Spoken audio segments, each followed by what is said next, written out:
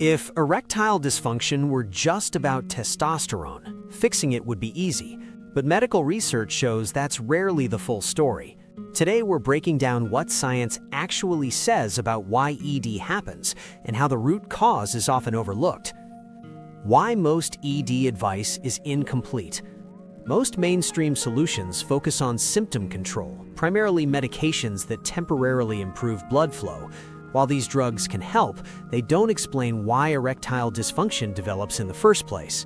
Medical research increasingly shows that ED is often a vascular and metabolic issue, not just a hormonal one. Is low testosterone really the main cause?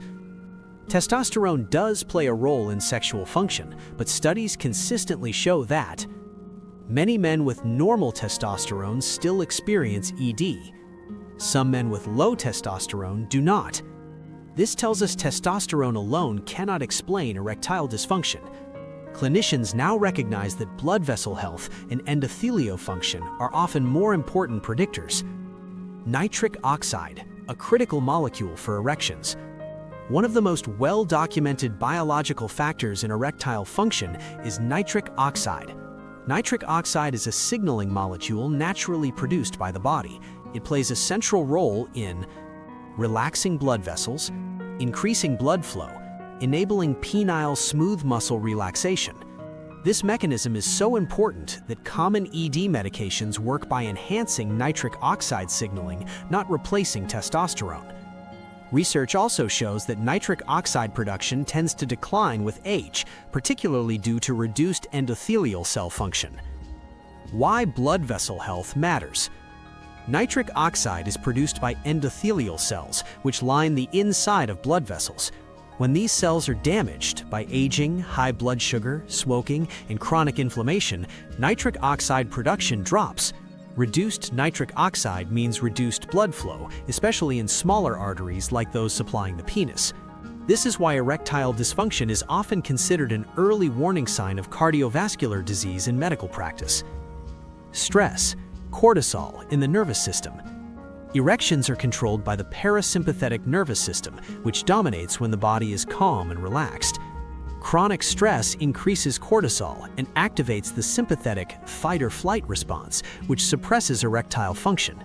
This relationship is well established in neuroendocrinology. This also explains why anxiety is strongly associated with ED. Erections commonly occur during sleep when stress hormones are lower. Nitric oxide helps regulate vascular tone during these relaxed states. Sleep, oxygen, and erectile function. Healthy sleep supports nitric oxide production, hormone regulation, and nervous system balance. Clinical studies show that men with sleep disorders, especially obstructive sleep apnea, have a significantly higher incidence of erectile dysfunction. Reduced oxygen availability and impaired nitric oxide signaling are believed to be key mechanisms. Blood sugar and insulin resistance. Nitric oxide improves insulin sensitivity and vascular function. In diabetes and prediabetes, chronically elevated blood sugar damages endothelial cells, reducing nitric oxide production. This is one reason erectile dysfunction is highly prevalent in men with insulin resistance.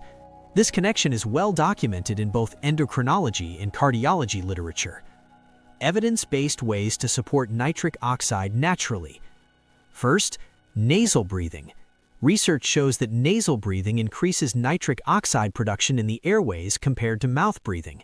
Nitric oxide also improves oxygen utilization efficiency. This is a documented physiological effect, not a wellness trend. Second, regular physical activity. Exercise is one of the most reliable ways to improve endothelial function. Clinical studies consistently show that aerobic and moderate resistance training increase nitric oxide availability and improve vascular health. Third, dietary nitrates found in foods like beets, spinach, kale, leafy greens are converted by the body into nitric oxide through well-studied biochemical pathways. This process is supported by decades of cardiovascular research. Fourth, reduce factors that damage blood vessels.